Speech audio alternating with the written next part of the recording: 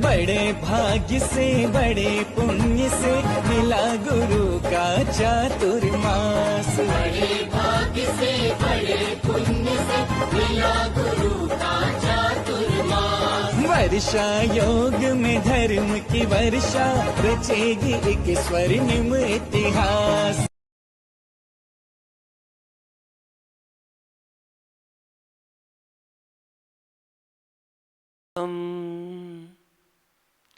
यहाँ बता रहे हैं कसाय और इंद्रिय जन विषयों से पीड़ित प्राणियों को मुक्ति प्राप्ति नहीं हो सकती है।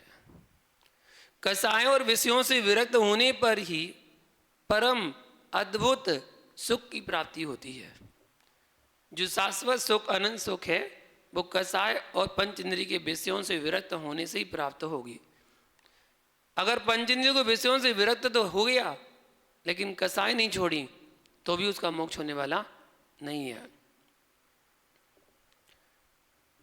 आचार्य भगवान कुलभद्र स्वामी ग्रंथराज सार समुच्चय जी में मोक्ष मार्गी जीव की व्याख्या कर रहे हैं।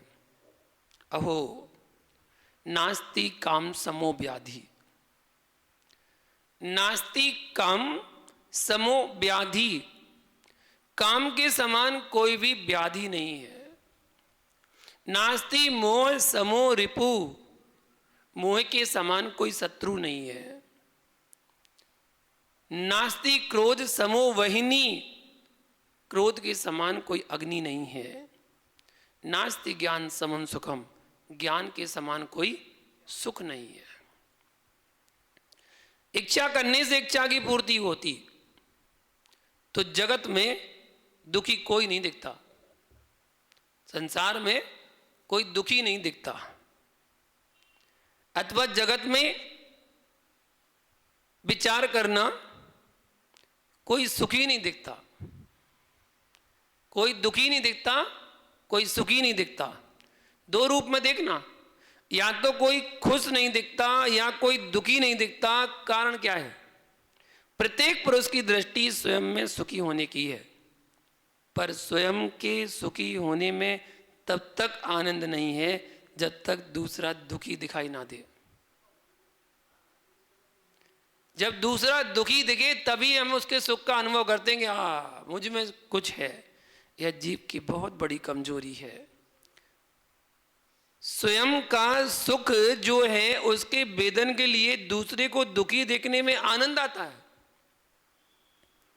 जब तक पड़ोसी दुखी ना दिखे तब तक उसे यह महसूस नहीं होता है, ये एहसास नहीं होता है कि मैं सुखी हूं। हर व्यक्ति की दृष्टि में यही है कि मेरा शत्रु दुखी रहे। बड़े ध्यान से सुनना। स्वयं कृतं कर्म यदात्मना पुरा फलं तदीयं लभते शुभाशुभं परेण दत्तं यदि लम्यते स्फुटं स्वयं कृतं कर्म निरर्थं तदा। आचार्य भगवान कहते हैं ज्ञानी तू बहुत बड़ी भूल में है। तेरे सोचने से तेरा शत्रु दुखी हो जाता तो तेरा किया कर्म कहां जाता। आपका सोच यदि स्वयं को सुखी बनाने का होता तो तेरे किए अशुभ कर्म कहां जाते। उन कर्मों का फल भोगने कौन जाता। यदि मेरे सोचने से मैं सुखी या दुखी होऊं तो तीर्थंकर ऋषभ देव से पूछ लो कि हे नाथ, आप अपने सोचने से सुखी नहीं हुए, ना ही अपने सोचने से दुखी हुए। जो आपने 16 कारण भावना भाई थी उससे तीर्थंकर प्रकृति का बंध हुआ था, जिस कारण से गर्भ से ही आप लोक के पूज्य हो गए। आप पूरे लोक में पूज्य हो गए। पर आश्चर्य देखो, क्या आश्चर्य देखो, जिनके गर्भ कल्याणक पर देव खड़े थे, जिनके कल्याणकों में चाहे वह जन्म हो या दीक्षा हो देव खड़े थे, इंतजार कर रहे थे, सब में देव रहते थे। वे ही तीर्थंकर ऋषभ देव जब अपनी अंजलि लगाकर 6 महीने घूम रहे थे तब वे देव कहाँ गए थे। कोई तो आ जाता, एक आदि आ जाता, कहां चले गए थे वो देव? वे ही तीर्थंकर ऋषभदेव जब 6 महीने का उपवास लेकर फिर उसके बाद आहारचर्या को निकले तो 7 महीने 8 दिन लग गए, आहार नहीं मिला। भगवान की विधि क्यों नहीं मिली? प्रभु इतना पुण्य आपने किया था कि देवों के आसन हिल गए थे, आपके पुरुष की वह सत्ता कहां विलीन हो गई? जहां आप आहारचर्या के लिए निकले थे तब सौदरविंद का सिंहासन क्यों नहीं हिला? तभी तक तुम्हारा प्रभाव है जब तक कर्म का विपाक नहीं आया। और जिस क्षण कर्म का उदय आएगा प्रभावशाली का प्रभाव भी हीन हो जाएगा। क्या सौदरविंद अवधि ज्ञान नहीं लगा सकता था? उसे पता नहीं था कि भगवान की विधि नहीं मिल रही है? उसने तो पता नहीं कितने भगवानों के पंचकेलाना कराए, सब कुछ कराया। क्या भरत चक्रवर्ती अपने पिता की विधि नहीं मिला सकते थे? कामदेव पद को धारण करने वाले बाहुबली नहीं बता सकते थे? कर्म का तीव्र उदय सामने खड़ा है तो विश्वास रखना, सब कुछ जानने वाला भी वहां सब कुछ भूल जाएगा, सब कुछ भूल जाएगा, सब कुछ जानने वाला भी। यह ज्ञान तभी तक काम में आता है जब तक पुण्य साथ देता है। यह विज्ञान तभी तक काम में आता है जब तक पुण्य साथ देता है। अशुभ कर्म का विपाक जब सामने आता है तब तीर्थंकर जैसे महापुरुष को भी अंजलि लगाए घूमना पड़ता है और वहां कोई विधि बताने वाला नहीं मिलता है। और जब कर्म का समय पूर्ण हो गया तो वही विधि मिल गई। राजा श्रेयांश, राजा सोम, जिनके यहां विधि मिल गई, और वही सौदरविंद्र रत्नों की वर्षा करने आ गया। इतने समय वह कहां था? पंचाचार करने आ गया जब विधि मिल गई, आहार हो गया। जब तीर्थंकर ऋषभदेव को कर्मों ने नहीं छोड़ा तो भैया आप कौन होते हैं? कभी हीन भावना मन में मत लाना। कौन सी भावना? हीन भावना अपने मन में कभी मत लाना कि मेरे दिन कैसे आ गए, मेरे दिन कैसे आ गए। भैया दिन ने दुखी नहीं किया, दिनों ने दुखी नहीं किया। उन दिनों को याद करो जब सुख के काल में तुम दूसरे के दुख में दुखी महसूस नहीं कर रहे थे। उस काल को याद करो, वह सुख का काल तुमको दुख देकर गया। अशुभ का आश्रय सुख के दिनों में ही तो किया था। जो अशुभ कर्म का आश्रय किया था कब किया? जब शुभ कर्म का उदय चल रहा था तभी तो किया था। सुख के दिनों में जितने फूलते हो दुख के समय में उतना ही कूलना पड़ेगा निश्चित। भैया सभी के साथ समन्वय के साथ निवास करना, लेकिन तीव्र राग के साथ मत रहना।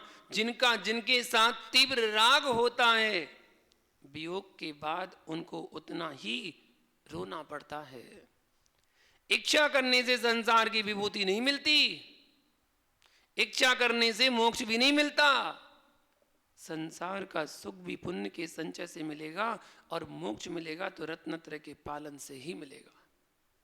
इच्छा करने से ना मोक्ष मिलता है और ना ही संसार का सुख मिलेगा। कौन चाहता है कि मैं नौकर बनूं? कौन चाहता है कि मैं भीख मांगूं?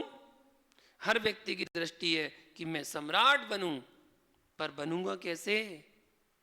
जितनी सामग्री लेकर आए हो मिलेगी तो उतनी ही।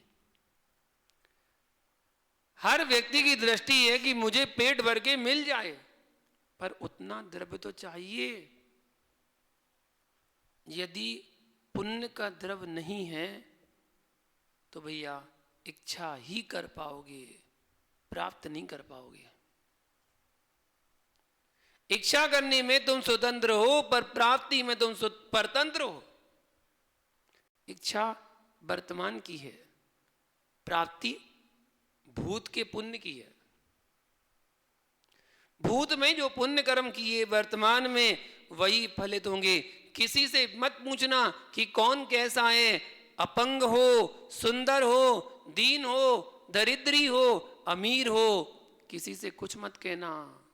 भैया पुण्य दिखाई नहीं देता, पर सुगंध आ जाती है। इतनी तो पहचान आपको ज्ञात है। गुलाब की गंध केतकी, चंपा, जूही से भिन्न है। पुण्य की सुगंध भिन्न है। नेत्रों से दिखे या ना दिखे, पर सुगंध के माध्यम से हम इतना जान लेते हैं कि कहीं ना कहीं गुलाब खिला है। यदि गुलाब ना होता तो सुगंध ना होती है। बोध होता है कि नहीं, सुगंध से आप गुलाब की पहचान कर लेते हो और दुर्गंध से कहीं मल का पिंड है जान लेते हो। यह अनुमान के माध्यम से। किससे? अनुमान के माध्यम से। अग्नि को हम धूम्र के माध्यम से जान लेते हैं। ऐसे ही भैया जिनके टेढ़े मेढ़े शरीर हैं, किसी से कुछ मत कहना, क्योंकि वह भी भगवान आत्मा है। लेकिन वह अपंग क्यों हो गया?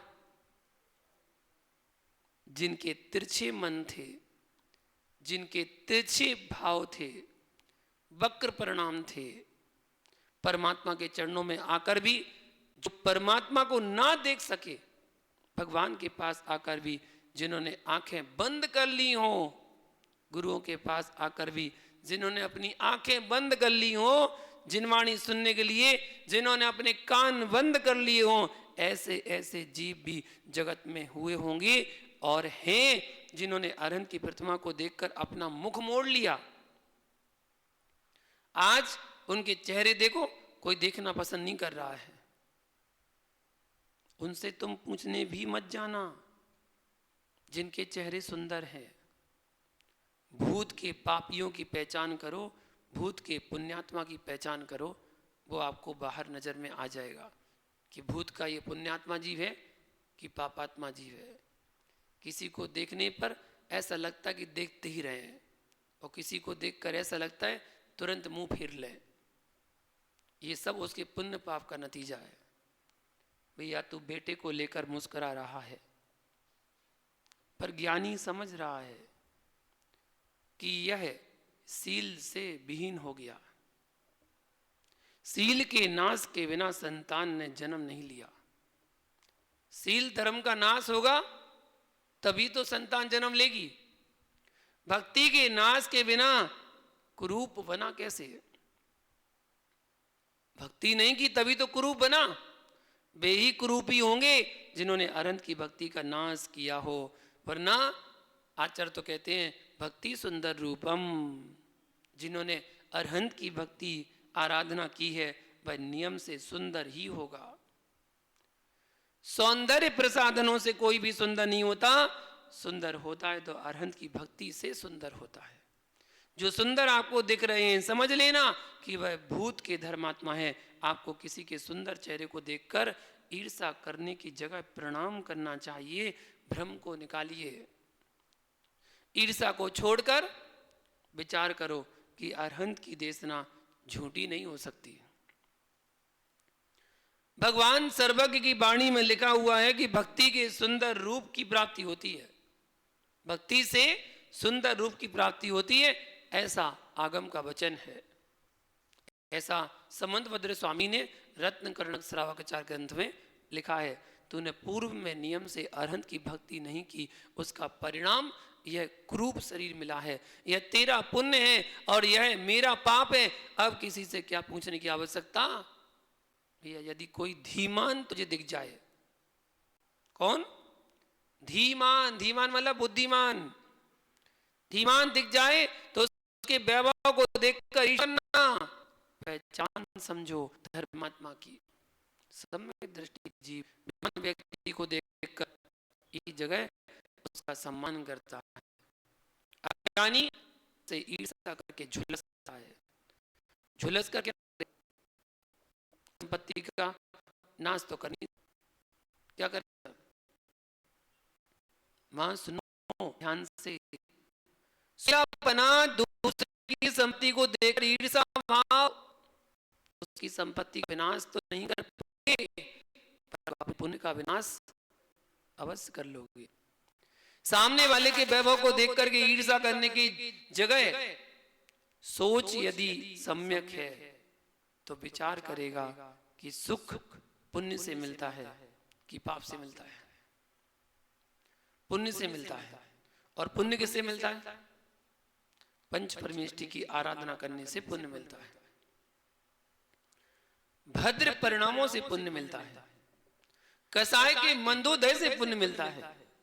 तो जो तुम्हें सुखी दिख रहा है उसकी संपत्ति को देखकर तुझे ईर्ष्या करना चाहिए कि अपने पाप पर विचार करना चाहिए कि तू अभागे ने दान के द्रव्य को खाया है जो आज दरिद्री हुआ है, और इस जीव ने पूर्व में निर्ग्रंथों को दान दिए हैं, अरहंतों के मंदिर बनवाए हैं और जिनवाणी का प्रकाशन करवाया है, उसका पुण्य आज उसके सामने आया है।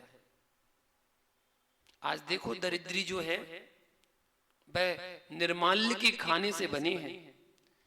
किसी के दान में विघ्न किया होगा।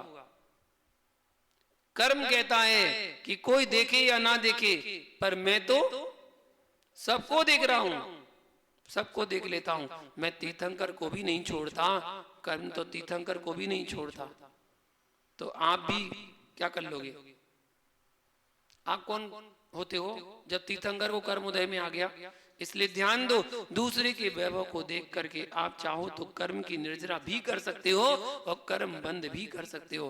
पता नहीं क्यों जीव मोह में इतना व्यथित हो जाता है कि अपना विवेक खो देता है।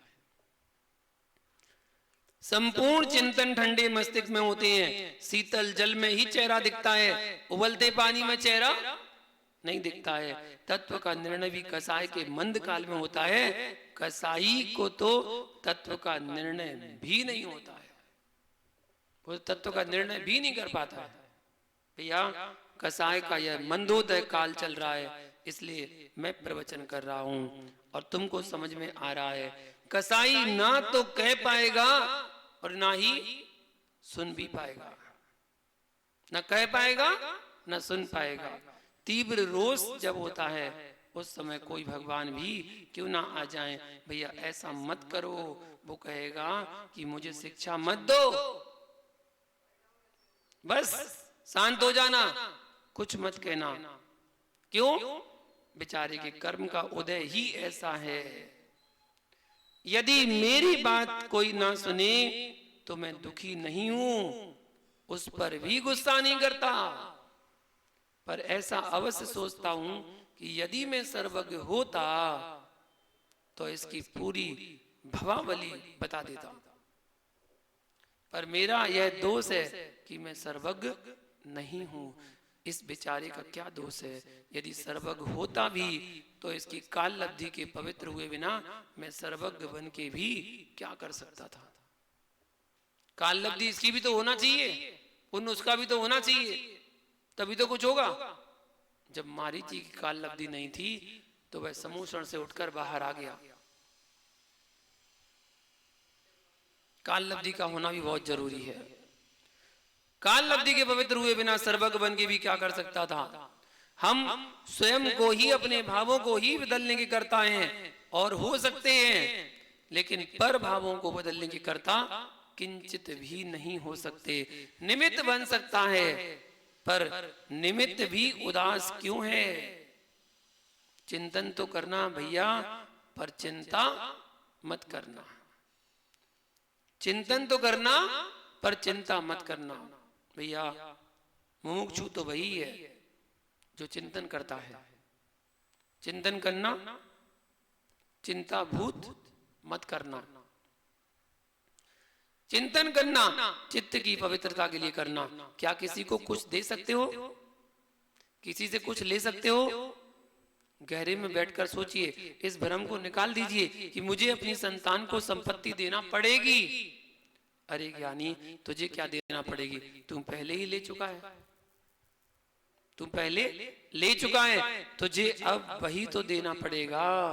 जितने संबंध स्थापित हो रहे हैं यह कहीं ना कहीं स्व अर्जित है। संपूर्ण व्याख्या का उद्देश्य समझो। आप जिस घर में रह रहे हो मुझे उसकी शांति हो गई तो ईंट चूने के घर में तो शांति होती है। इस देह में अशांति ना हो तो बाहर के घरों में अशांति हो ही नहीं सकती है। तेरे ही परिणामों का शोर बाहर सुनाई देता है। इसलिए अपने निज में, अपने अंदर शांति करो, बाहर आपको शांति नजर आएगी। आगे शेष विषय कल देखेंगे। आज के लिए इतना ही। जय बोलो शांतिनाथ भगवान की।